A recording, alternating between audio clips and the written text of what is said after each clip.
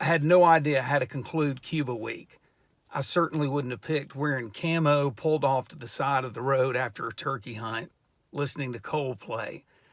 But I've found that sometimes when the Lord is moving, it's important for us to stop what we're doing and join Him where He is. My name is George. I'm a pastor. And looking back on what happened last week in Cuba, I feel like for most of my adult life, I've settled for crumbs underneath the table, really until last week. I'm referring to a story where a Canaanite woman has a daughter who's demon possessed. She came to Jesus and begged him to heal her daughter. And Jesus says that he came to feed, first and foremost, the lost sheep of the house of Israel. And he said it's not good to take the children's bread and throw it underneath the table to the dogs. And the woman said that it was important even for the dogs to feed on those crumbs. Jesus was astonished at her faith, and he said, "Go, your faith has made your daughter well."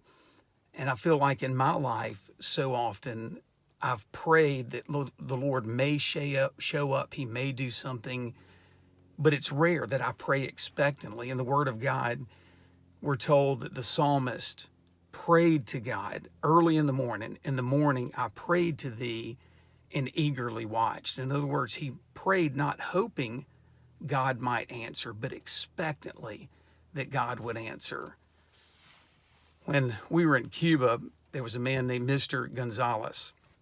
And in the past, we try and share the gospel with him, and it was like hitting a brick wall. Great guy. He just didn't want to go there. And so this week, I went to his house and we're talking and conversing, and I'm kind of trying to catch up with the whole family. And he can't talk now because he had a tracheotomy. He's had all sorts of surgeries. He almost died. But he kept stopping everybody because he wanted to tell his story of how Jesus had mercy on him. In the video, he's moving his hands and he's whispering because he can't talk. But his first statement was that he did not have a peace in the worst place of his life until he came to accept Christ. That's what made all the difference. And just to see the animation, the tears flowing, the demeanor, everything about him changed because he noticed there was something unique about Christians. Well, on that trip, I didn't just pray before we went, "Lord, please do something. I'd like to see you do something." For the first time in a long time, I prayed, "Lord, I know you're going to do something, and I can't wait to join you in it." And just to be able to watch how the Lord worked was unbelievable. I think from this point forward, I want to have the faith of that Canaanite woman. I want to have the faith of Mr. Gonzalez. Something was lost way back when. I tell you, I'm sitting outside a house on Caplewood Drive in Tuscaloosa, about 5 miles from where I was, and I thought I got to pull over listening to that Coldplay song.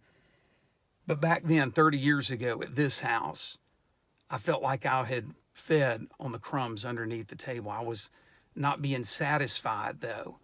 I came to Christ right here. I expected Jesus to show up and change my life just then. But since then, I've thought maybe he will, maybe he won't. Ephesians 3:20 said, God is able to do exceedingly abundantly beyond anything we think or imagine. And I promise this time I thought, Lord, when we go down and minister with our brothers and sisters, I'm asking and looking even expectantly for you to do more than we thought, dream, or imagined.